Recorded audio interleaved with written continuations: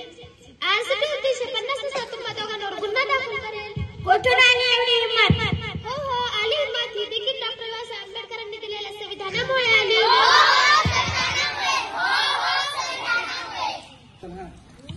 बाबा बाबा मला शाळेच्या सहलीसाठी 500 रुपये हवे आहेत. नाही मिळणार. पण का बाबा? कारण तू मुलगी आहे. तू घरातलं काम कर, 4 भिंतीच्या आतच राहा. असे का बाबा? बाबा बाबा आलास बाळा तू?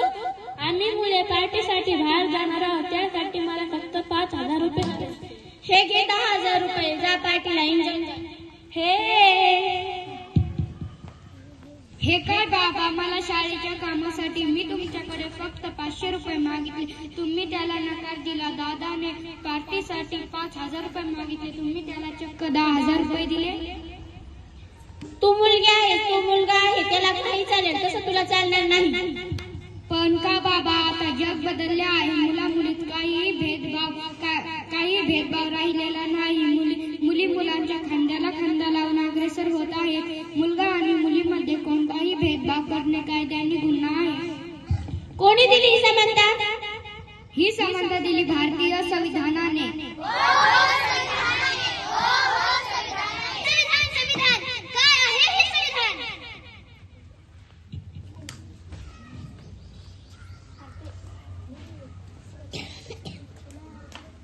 मी छत्रपती शिवाजी महाराजांनी स्वराज्य दिले. मी ज्योतिबा फुले. मी सावित्री फुले. आम्ही शिक्षण दिले. मी छत्रपती शाहू महाराजांनी आरक्षण दिले. मी डॉक्टर बाबासाहेब आंबेडकर स्वराज्य शिक्षण आणि आरक्षण या सर्वांना एकत्र करून संविधान दिले. हो हो संविधान दिले. हो हो संविधान दिले.